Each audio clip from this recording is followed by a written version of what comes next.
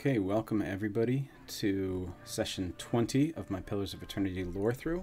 This is being recorded on June 16th, 2023.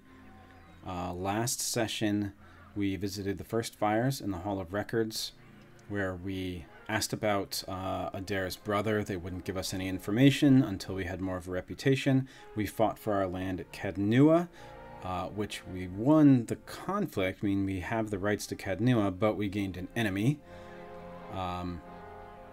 And also we wanted to try to recruit Pallegina because something's going on in Cadnua right now. I don't remember exactly what it is, but we need to have an extra party member to be able to escort whatever is going on. So while we were looking for Pallegina, we went to the Valian Trading Company and got this quest here, At All Costs, where Maestro Verzano, the head of the Valian Trading Company in Defiance Bay, wants me to deliver a package. And I need to deliver that to Gareth in Copper Lane. So let's go do that now, as I feel like that's what we need to do to pick up Pallegina, and that's what I want to do.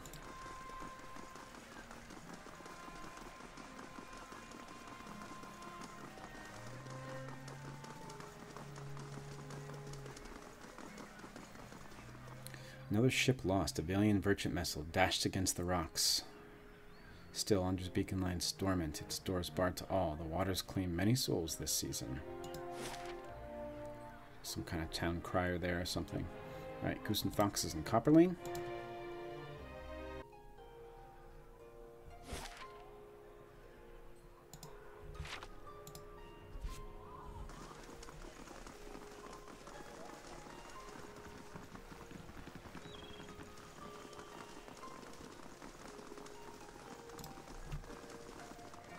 Oh, also, before I forget, I don't know if I said this last session or not, but I realized I've been complaining about not actually being able to detect the traps. I thought maybe it had something to do with my perception, even though my perception is pretty high. And I realized that I haven't been utilizing scouting mode properly. I think I started to do that in the catacombs beneath the city here. But I wasn't sure at the time if that's what it was. I have recently looked it up and I found out that that's what was going on. So for those of you that were yelling at your screens at me that I just needed to use scouting mode, I apologize. But yeah, I will start doing that from now on. Right, where is Gareth? There he is.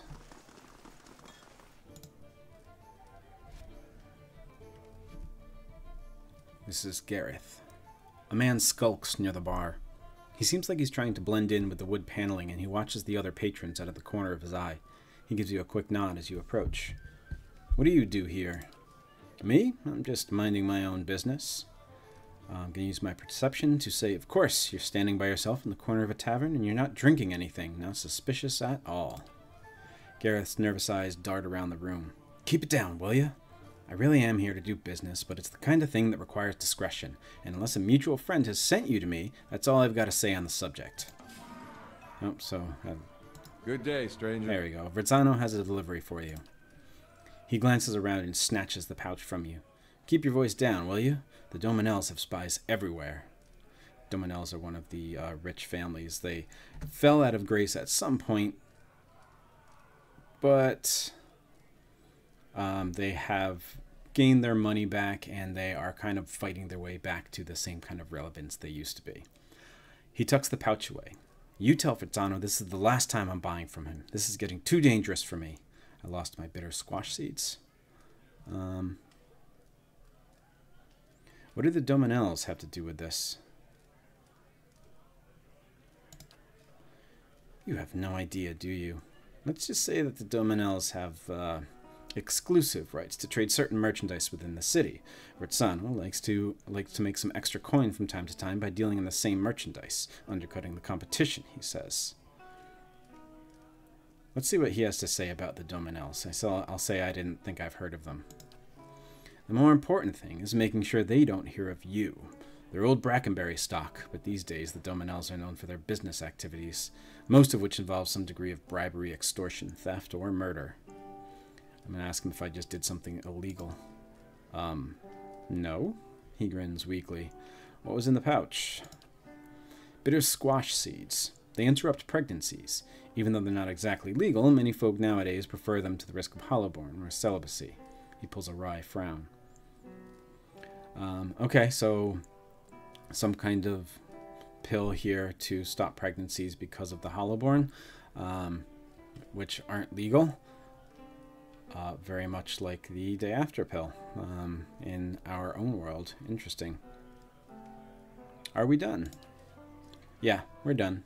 Now get out of here before... Uh-oh. Donna.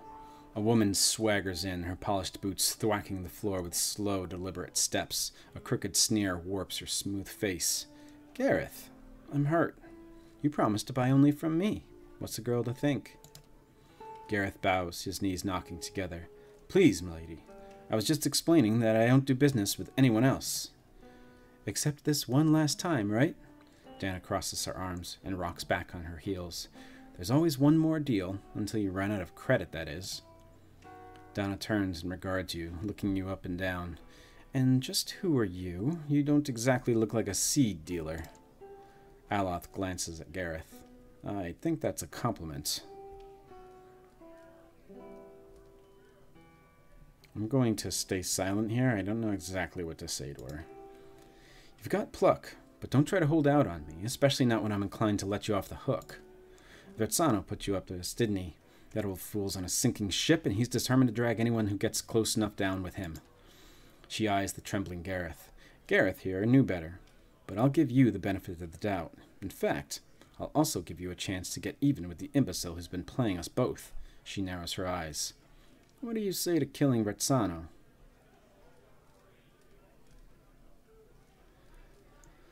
Why would I want to do that? Why wouldn't you? He's used you to do his dirty work, and without telling you anything about what you were carrying or who you were crossing. She taps a finger to her jaw, and her voice slows. Of course, I'd also consider a personal favor, and House Doemenels is never stingy with its friends. She glances at Gareth. The loyal ones, anyway. I'm going to have her tell us about the Doemenels. I don't know whether to be relieved or insulted. We're one of the wealthiest merchant families in Defiance Bay. Let's just say, however, that some of our business practices are not officially sanctioned. Gareth groans and stifles a sob.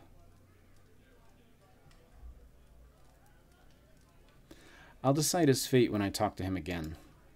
You'd better make up your mind quickly, because we're going to pay him his dues one way or another, just to make sure you stay out of our way. Okay, so I gotta return to Verzano and Andra's gift. So immediately after, Gareth told us that we don't want the Doemenels to know who we are. We are now on their radar. So see how that goes for us.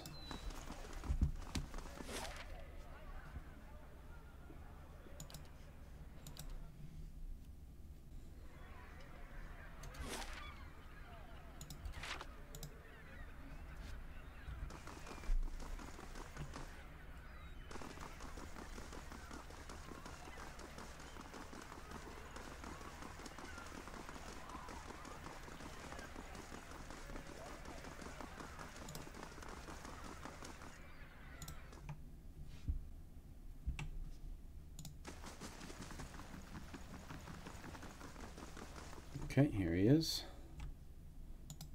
Hail and well met. Were you able to deliver the package?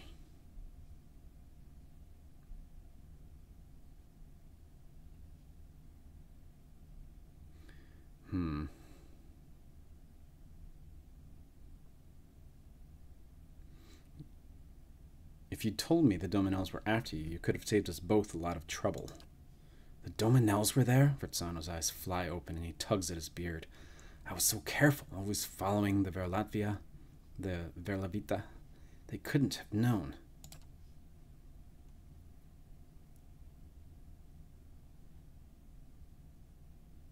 It's Pallegina. Well, well. Is this your last day among the living, Verzano? Verzano wrings his hands. Your timing is impeccable, tell Pallegina. The Doemenels are after me. Please, you've got to stop them. As if any of this were ever in my hands. The Republic's considered your business worth protecting based on its success. That success depended on cooperation with the locals, like House Doemenels. You've lost that. And the favor of the Dukes.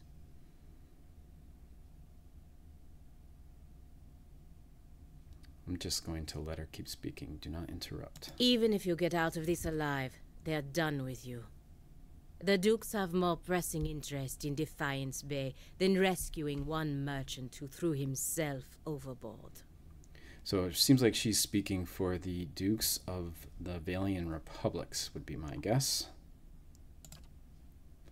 Vertzano falls to his knees and clasps his hands together.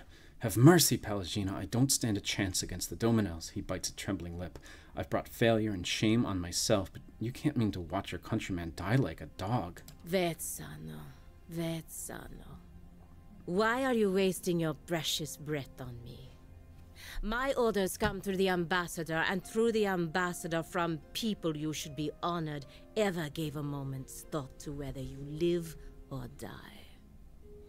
Okay, so the flavor text here says, Pallegina stares at Vertzano for a long moment. The nictitating membranes of her eyes slide out and back before she continues. So I want to look up this word here. Nictiting. I have no idea what it means. It's nictate, which means to blink. Which means the blinking membranes of her eyes slide out and back before she continues. So she's got, her eyes have some kind of other membrane or something like that. Probably because she's godlike. I don't think we've read about godlike yet. We will at some point, but maybe after we recruit her. You don't seem like the sort to petition the gods to keep him out of hell. So why not cry mercy to the one person in this room with the power to grant it? She turns her attention to you and raises her feathers eyebrows expectantly.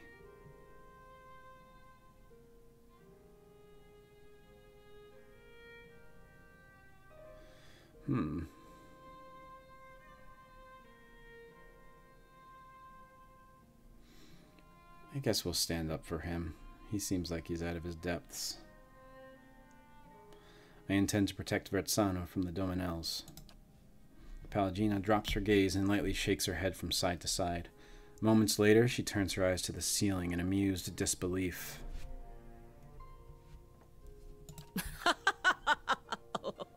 Vertzano, you have a saint looking out for you after all. She strides across the room and takes the already nervous Vertzano's head into her feathered hands, a gesture that seems to hover in a dangerously narrow space between caressing and crushing. Just don't come knocking on the embassy door. Understand? Vertzano replies with a rapid, weak series of nods. Pallegina nods back once and gives his face a light slap. Do as you will. He's no longer my concern.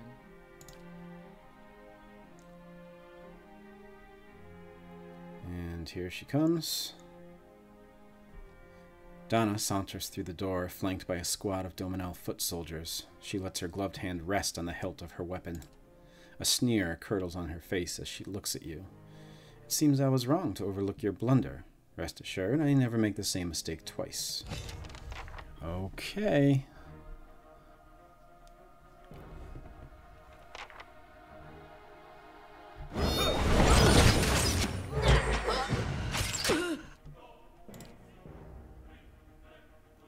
Don't know why everyone's not attacking, but let's go.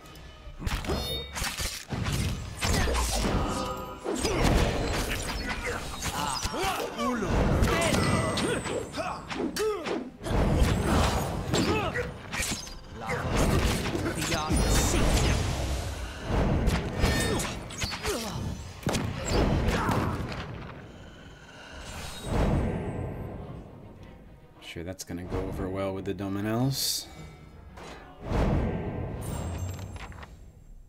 Says Vertzano. He wipes the sheen from his forehead and looks around the warehouse with the wide, fearful eyes of a hunted animal. I can't thank you enough, amico. But this won't stop the Doemenels for long. I've got to get out of here, and I recommend that you do too.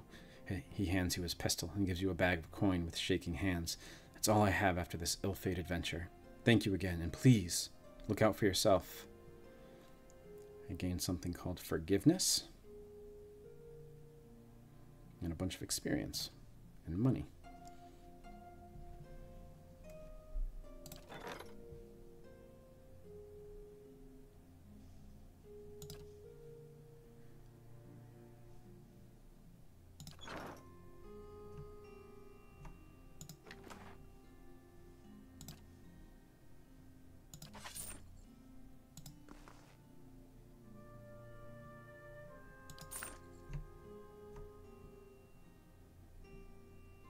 Of course.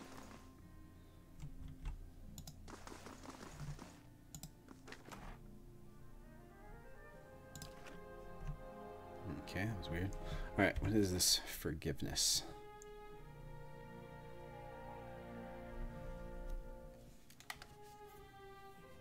It's a unique pistol.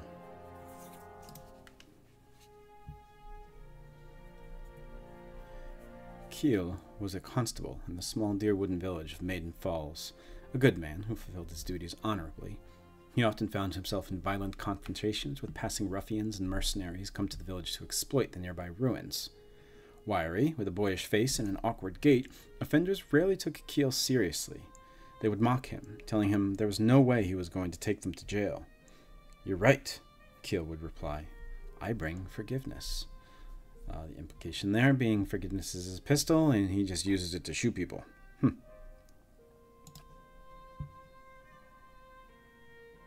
Wonder why we got that from someone from the Valiant Republics, though.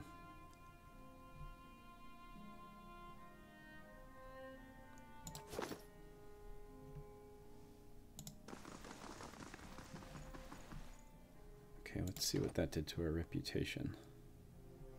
Still neutral in Defiance Bay. House Doemenel hates us. Understandably.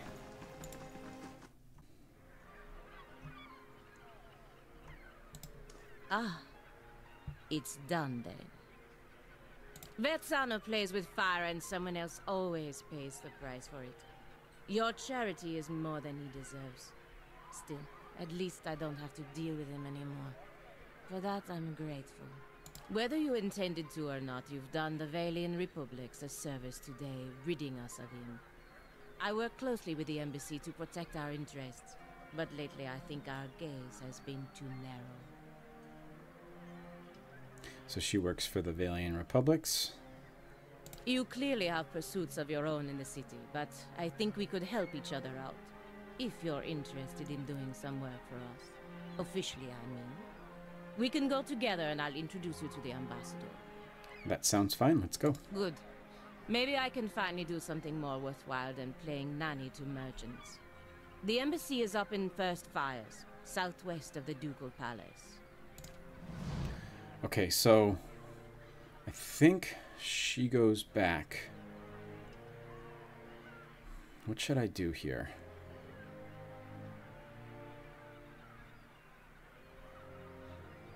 I think I'm going to send her to Cadnua.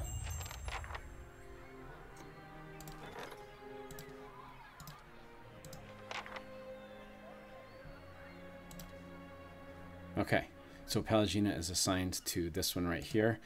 Superstitious folk near Road's End have been acting on a rumor that a hair of a dead virgin that was bound and buried alive can cure a Hollowborn. Not only has it resulted in horrific attacks against young women, but unscrupulous merchants have taken to selling bits of hair to those who don't have the stomach to perform the act themselves. Road's End local thanes have assigned agents to root out the problem, but they've had little success. Okay, so I sent Pallegina to help with that.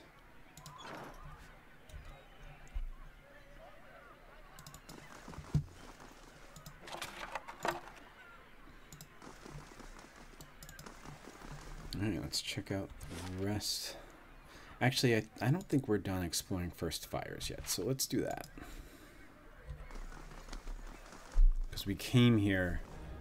Oh, Doemenel Thug. You're making quite a name for yourself with the Doemenels. Pity that isn't the kind of impression you should be making.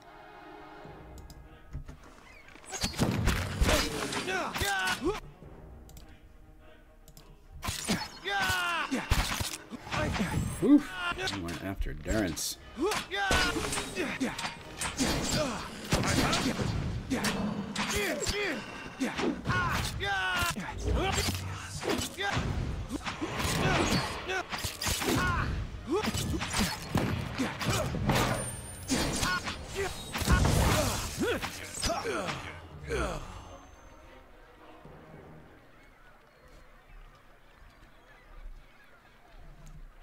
Alright, so while we're here, let's take a look at this. Let's enchant Durance's robe. So I can make a fine one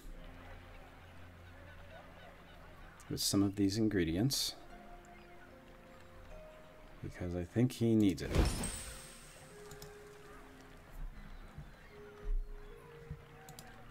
Okay, so that's something I should be doing more often.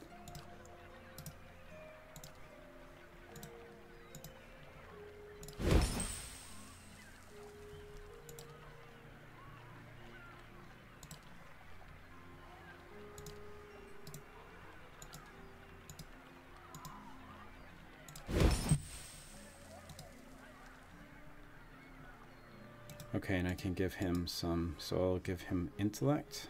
Sure. I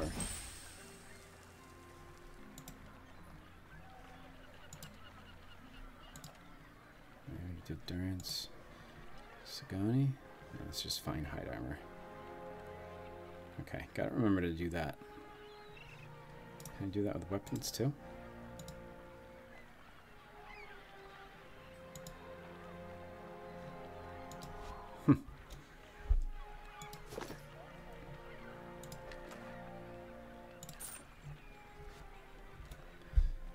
So yes, as I was saying, I don't think we did as much in First Fires as I want to. I think we came over here just so we could recruit Pallegina. So let's finish exploring First Fires.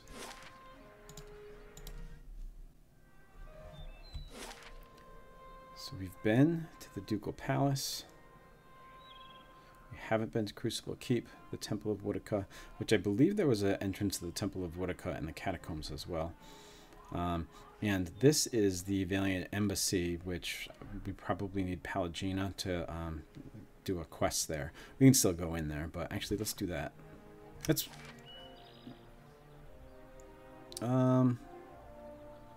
Let's wait for Pallegina before we go in there. Let's visit the Crucible Keep now. Maybe find... Well, this would be our Church of Woodica. Dear Wardens. Probably the first thing we burned during the Revolution.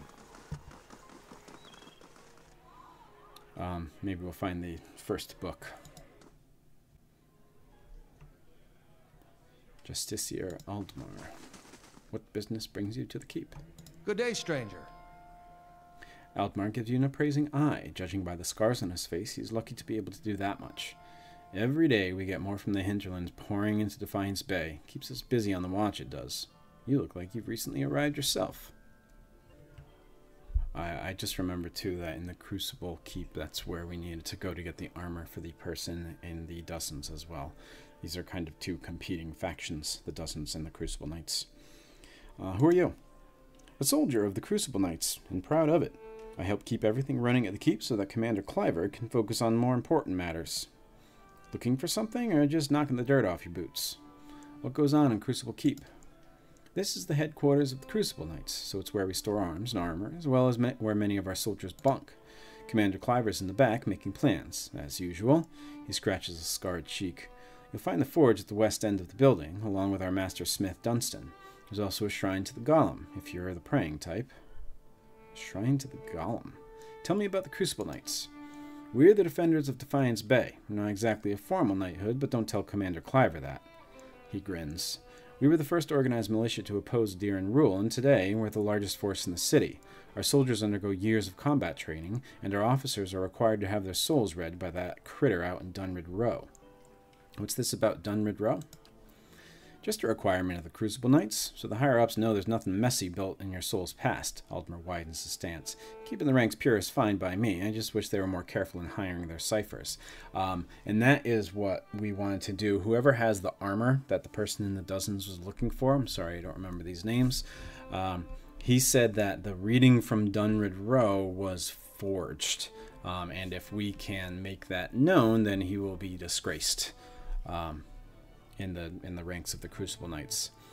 So what's wrong with their ciphers? He shifts his weight and glances at the empty halls. They're mostly Orlans. I'm sure they're talented enough, but you just can't trust them. Hostility's in their nature, and they've learned to hide it over the years. He frowns and crosses his arms. All I'm saying is, they should at least be supervised by other folk. That's reasonable enough, isn't it?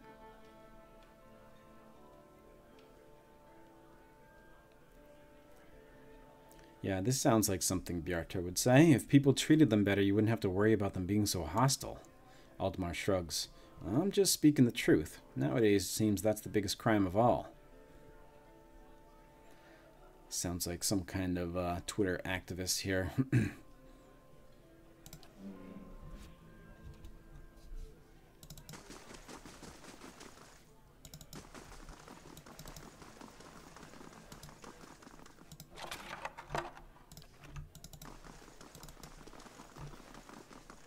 I can do that. Settled.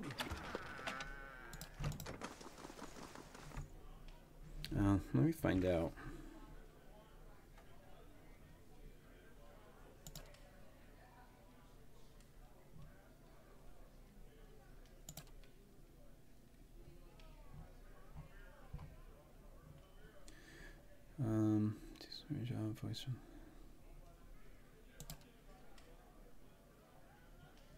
So we're looking for someone named Penhelm here.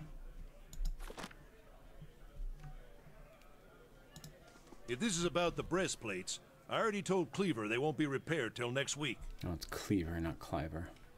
What do you do here? I'm a forge master. I'm a master smith for the Crucible Knights. But the way I see it, I'm also keeping up with our old traditions. The first members of our order were smiths. Nowadays, most everyone's a professional soldier. I suppose it's to be expected, but I think it's important we keep up with our roots, too. Suggesting that they're not just fighters, they are also craftsmen. Something else on your mind? Tell me about the Knights. We were all smiths back in Hodred's day, though I'm about the only one here who still gets his hands dirty. We're a fearsome fighting force, though these days I think Cleaver takes more pride in our parade formations. So more show than action is what Dunstan is suggesting. He thinks himself a progressive man, but he's so obsessed with soul lineages and connections to the Deerwoods heroes of old. He picks up his hammer again. Other than Dunrid Rowe, who really knows any of that, though? Goodbye. Tongues of flame lick at the forge, hissing with smoke as hot as a dragon's breath. Tongs, hardies, hammers, fullers, and punch tools hang from the wall. They feel heavy and sturdy, but their flame-darkened surfaces testify to frequent use.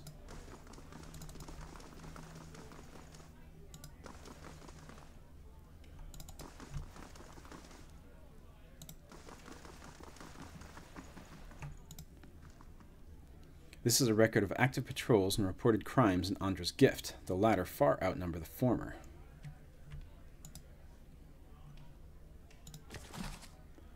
This is Penhelm's affidavit. Curran, a cipher duly appointed and employed by Dunrid Rowe, does hereby certify that novitiate A.M. Penhelm has been found to have a soul free of any subversive influences or tainted essence. The scroll is stamped with the seal of Dunrid Rowe and signed by both Penhelm and Curran. So this is the thing that we need to figure out. This is supposedly a forgery here. So we're going to hang on to that. And it says, I have found an affidavit that confirms the lineage of Penhelm's soul. It's signed by Curran, a cipher of Dunrid Rowe. Probably means we have to go to Dunrid Rowe and check with Curran first. The Blacksmith Knights, a short history of the Knights of the Crucible. Alright, we haven't read this one yet. Let's do that right now. If the blacksmith fails, the armor fails. If the armor fails, the soldier falls.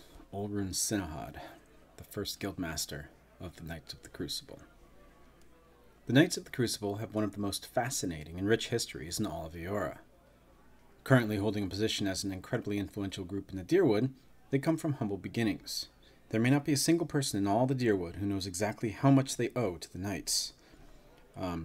Right out the bat, this seems like propaganda. Not saying they weren't important at some point, but it definitely seems like the person writing this is really laying it on thick for the importance of the Crucible Knights.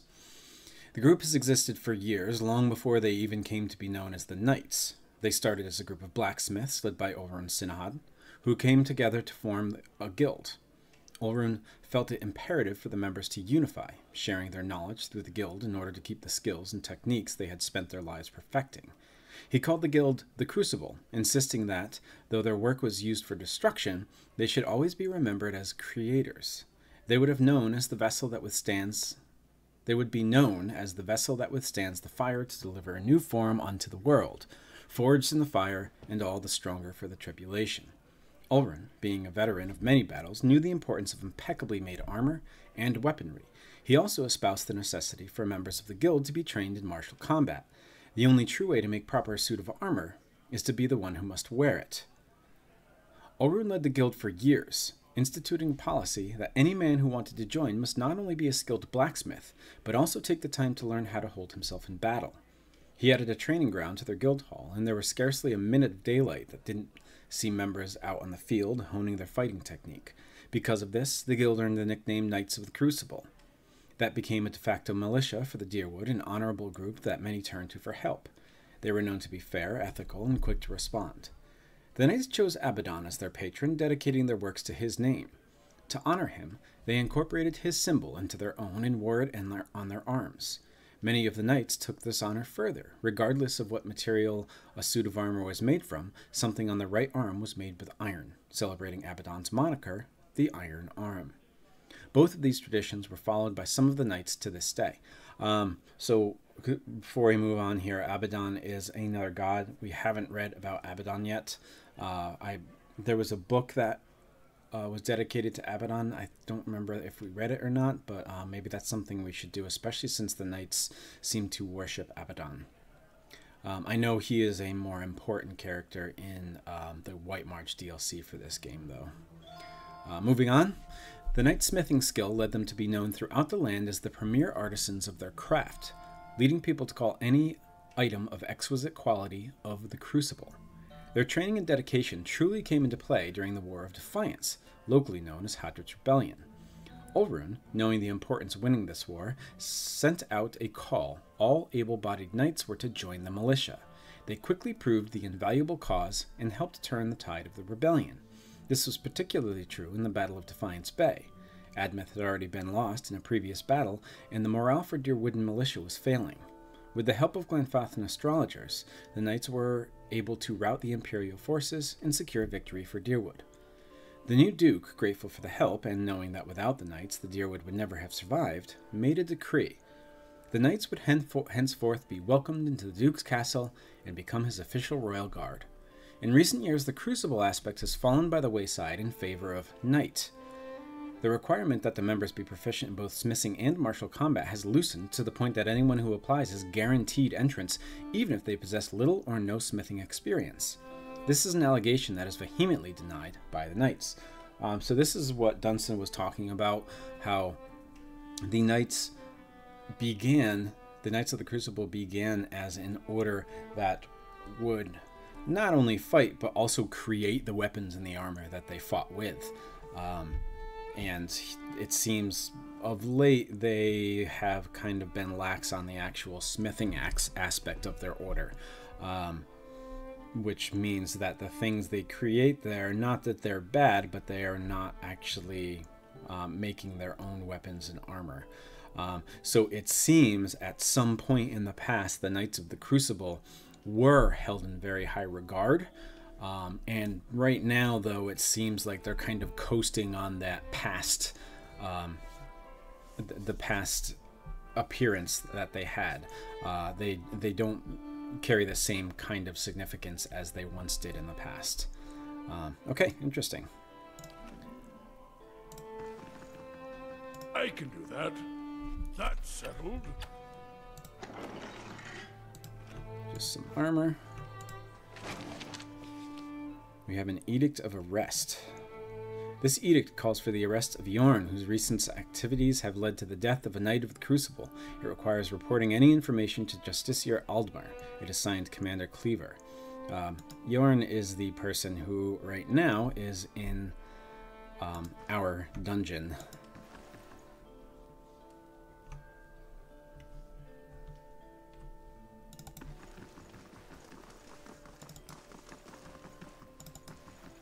Some Justiciars. This painting shows a row of warriors standing atop the walls of Defiance Bay while Edir ships sail away.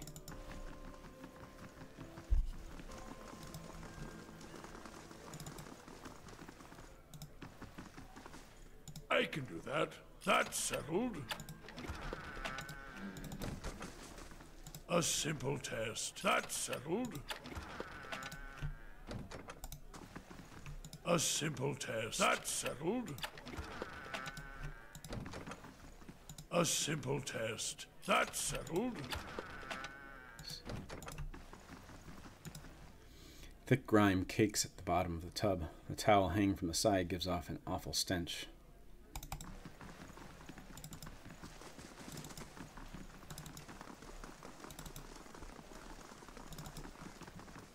Oh, I've been in here.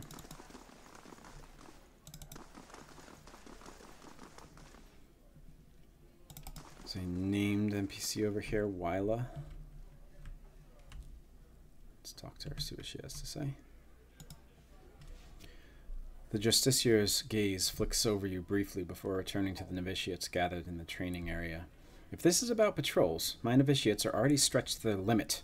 Between the refugee influx and the mess at Heritage Hill, I simply don't have any units to spare. After a pause, she looks over at you again. I'm sorry, was there something else you need? What do you do here? I'm in charge of the Keep's novitiates. I'm responsible for their training and patrol assignments. She nods at the group of gathered in the training room. They're good soldiers, and they've been quick to adapt to new challenges. If there's nothing else, I must attend to my duties. Is something wrong at Heritage Hill? She lowers her voice. What isn't wrong is the real question. A whole district of walking, flesh-eating corpses. We sealed the area 2 months ago, just after I lost one of my finest commanders there. And yet this is the second guard rotation to disappear. There are already enough rumors about the place floating around the keep without my soldiers whispering about these disappearances. She shakes her head. I'd just as soon abandon the district, but if those monsters should find a way out... Tell me about Heritage Hill. It used to be one of the most prestigious districts in Defiance Bay, but a few months ago the residents all went mad, started eating each other, and anything else that had bad luck to wander into the district. I've never seen anything like it. Now, every novitiate that stands guard there, everyone that comes back, anyway, talks of the stench of the grave and the groans of unspeakable horrors. She holds up one plate-clad finger. The why and the how are questions for animancers. I've sealed the district in hopes of containing whatever happened there. It seems to be working, for now. So almost like she's given up on saving anyone in Heritage Hill, but is now more worried about anything that's in there getting out. I'm sorry, I just asked. You said earlier there was something wrong with Heritage Hill. I'll say I could look into it. She steps back and regards you. After what I've just told you, you want to go into Heritage Hill? I've lost trained soldiers there. Why should I let anyone in?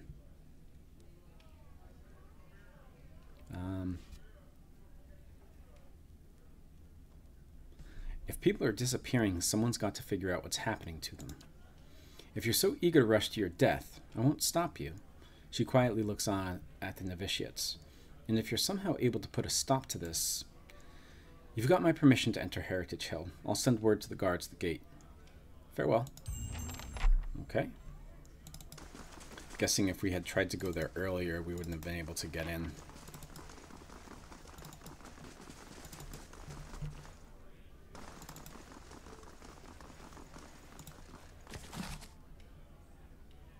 Daily affirmations of focus and efficiency. Yes, we've read that one.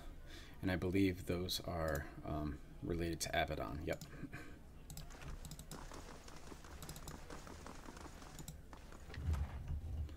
altar. This is the symbol of Abaddon, a colossal smithing hammer imposed over a circular gear. That's hammer imposed over a circular gear. It's smooth and bright with buffing oils.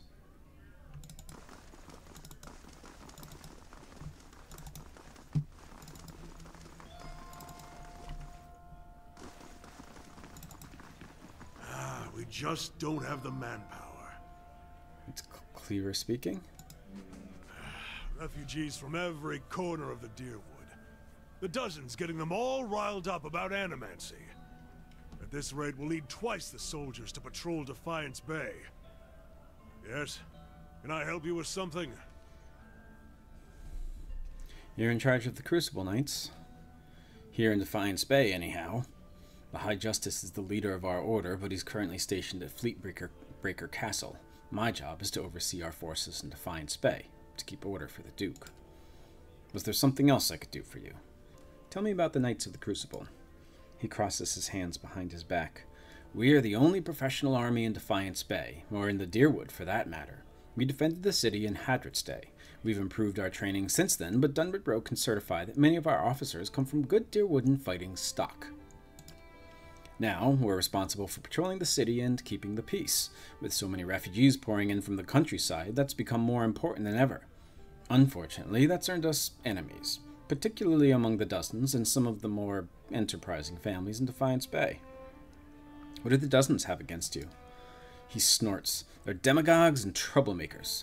They forget that Defiance Bay is one of the largest cities in the world and not some frontier outpost. Most of them are mercenaries on a good day and street thugs on the rest of them. Needless to say, they've no patience for law and order. Tell me about these enterprising families. House Doemenels, namely. They're one of the city's oldest noble families and largest criminal organization. Their patriarch, Gedmar, has been trying to take advantage of the turmoil to expand his operations. We've kept on top of him, and he hasn't been too happy about that. So, according to Commander Cleaver here, the dozens and the Knights of the Crucible are both militias, but the dozens are illegally a militia. That's probably just his point of view on the matter, but he thinks that the Knights of the Crucible are the real militia, the law-abiding militia, and the dozens are basically just vigilantes. Was there something else I could do for you? Why don't you have enough soldiers? Fleetbreaker Castle. The High Justice has summoned almost half of my novitiates and more of my justiciars to a keep on the other side of New Haelmar. It's not for me to question the High Justice's orders, but it's left us short-handed. And mark me, we're just a couple sparks away from anarchy.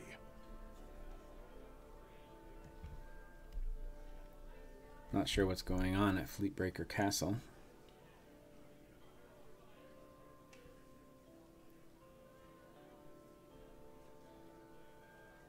With so many newcomers, can't you just recruit more soldiers? More recruits mean more training, which means more time from experienced soldiers that I don't have. He half turns away from you.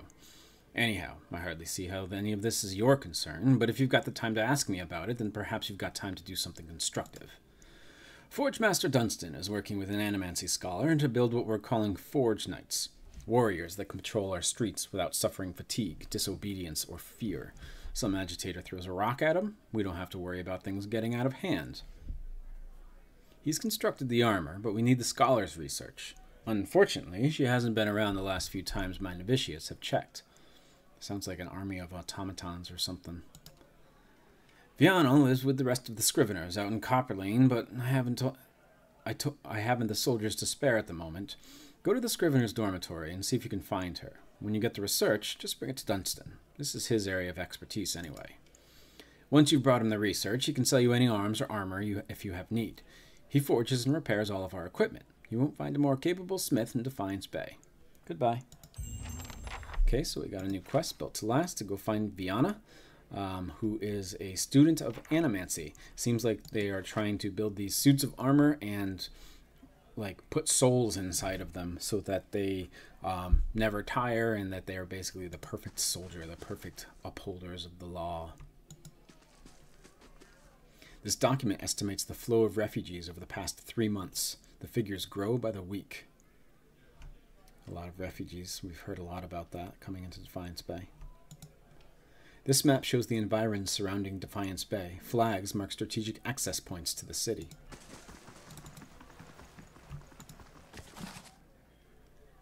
This is the one we already have. Development of Crucible Knight Part 2.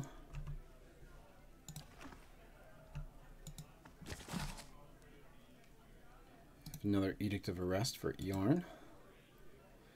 And here is Development of a Crucible Knight Part 1. So let's read these now, since we have Parts 1 and 2.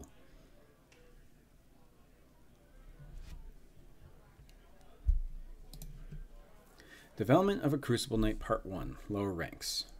In recent years, the Knights of the Crucible have evolved as a group. No longer concentrating solely on blacksmithing or combat trading, they've adjusted their focus to help initiates develop their souls as well as their bodies. From initiation, there is a well-defined path to the top of the order. Squire. When a candidate shows sufficient prowess in blacksmithing, or recently at least the drive and potential, he is accepted into the order as a squire. Once he's part of the order, training begins immediately. Lessons are divided into two main sections. Body, commanded by the Lord Marshal and Soul, overseen by the Grand Crucilar. At this point in their progression, the only uniform the squire is allowed is a simple cloth uniform displaying the knight's colors. Novitiate. After sufficient training, each squire is given a 3-part test. He must repair a broken piece of armor, he must recite the canticles of Abaddon from memory, and he must be able to land a blow on a novitiate in combat. If he succeeds at all 3 of these tasks, he is promoted to the position of novitiate. At this point, he is given his first official piece of Crucible armor, a brigandine. His training now doubles, as only the most valiant of candidates make it through the next level. And Justiciar and Templus. When a novitiate shows he is ready, decided by his teachers and trainers, he must make a decision. His training and advancement from this point on will focus on 2 disciplines, body or soul. Novitiates that choose body continue military training as a justiciar under the Lord Marshal. Novitiates that choose soul are given clerical training as a Templus under the Grand Crucilar. Justiciar or Templus, the newly appointed, is taken through the ritual of the arm. He's given his plate armor and a symbol of Abaddon. He is then taken to the smith's forge, named after Abaddon, and is tasked with forging a small nail out of iron. He affixes this nail to his armor under Abaddon's symbol, and will wear it there for the rest of his life as a Knight of the Crucible. At this point, the Knight's training is fixed. If he chose body, that is the path he is on until the end of his days. If he chose soul, there is no deviating from this course. That is why the choice is only presented after he has been through many months of training.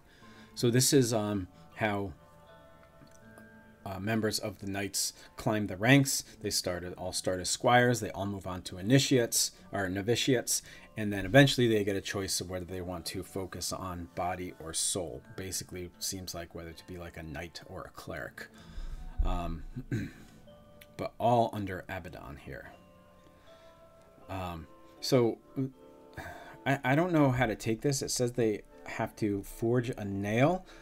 I don't know if this is like a more recent text and they used to have to forge much more than that, like their actual armor or something. That seems likely, but I'm not sure. It depends how recently this itself has been written.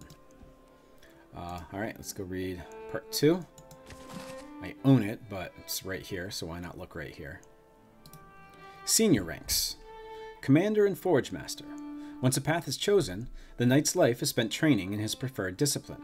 The pomp and formalities that surrounded his life up to this point are all but gone.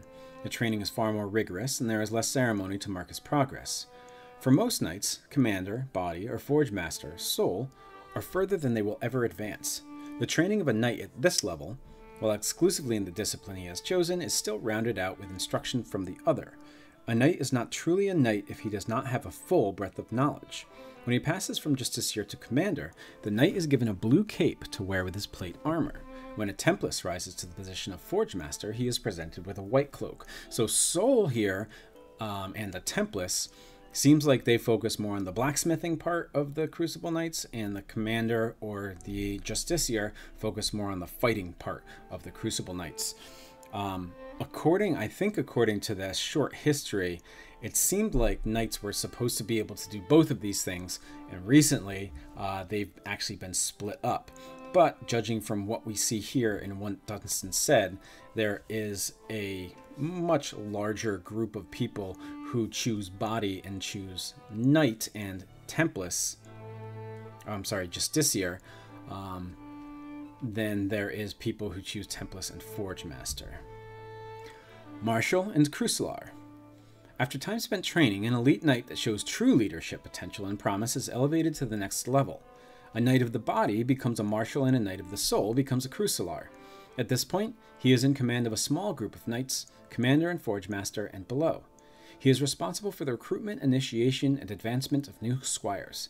Many knights do not want to advance to this level and beyond because the role becomes less hands-on and more advisory. Marshals are known by their purple capes, while Crucilars are distinguished by a gold cloak. Lord Justiciar and Grand Templess. A marshal or Crucilar that shows true and effective command over the knights of his keeping may be offered the position of Lord Justiciar of the body or Grand Templess of the soul. Truly a command position, the knight that accepts one of these roles will be removed from the front lines. Because of this, it is only the most dedicated leaders that take either of these positions.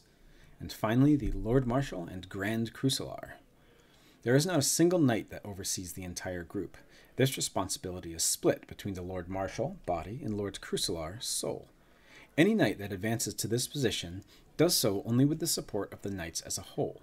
He must be nominated and selected by a majority of the knights. Once in the position, he is there for life. The Lord Marshal or Lord Crucilar may step down from his post if he so chooses, but that is only to retire from the life of a knight. The stress and responsibility of this position is such that many refuse it, even if they are capable of handling it. Lord Marshals and Crucilars are well known and generally respected throughout the land, not just within the knights. So that is the greatest honor here. Seems the higher you climb, the less actual fighting you do. Okay, Adair wants to talk to us. Strange place for a shrine to Abidan, Crucible Keep. Maybe it made more sense at some point before it gathered all that dust. The only thing the Knights of the Crucible worship these days is the nobility, as far as I understand it. Okay, so it's suggested being like what we're seeing from a lot of people, that the Knights of Crucible have kind of lost their way. And rather than focusing on honor and blacksmithing and forging their armor and fighting at the same time, they're just tools of the nobility. I knew some soldiers who got recruited by the knights after the war was over. They told me some about it. You get these young kids in there, and they tell them about blacksmithing and about the revolution and about tradition. Talking about the Gollum line he created the Crucible Knights in his forge to go win Deerwood's independence. Then they join, and it turns out all those knights ever talks about is, when are we going to get recognized as a real knighthood? When are we getting our titles and our land? Their High Justice wants to be an earl, says it's Abaddon's will. He's got a castle and an army. You wonder how long he'll wait before he starts a war over it, saying Abaddon told him so. Talk about the Golem like he created the Crucible Knights. Is Abaddon also known as the Golem? He might be. And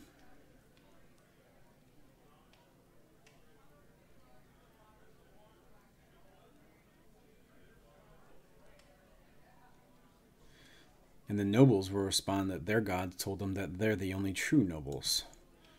Trouble with having all these gods is you've got support no matter how dumb your ideas are. Maybe you had the right idea blowing some of them up. Less of them to hide behind. Interesting here. So suggesting that because there's so many gods, it's easy to justify basically any of your actions by just saying whatever god you chose wanted you to do it. Which, I mean, fair enough. We don't even need gods, multiple gods to do that these days. I think about Christianity. People do things, say that God wanted them to do it all the time, and sometimes they are pretty horrific things. So makes sense that that would happen, be even more of an explanation if there are multiple gods to choose from. A simple test. Sure. That's settled. A simple test. That's settled.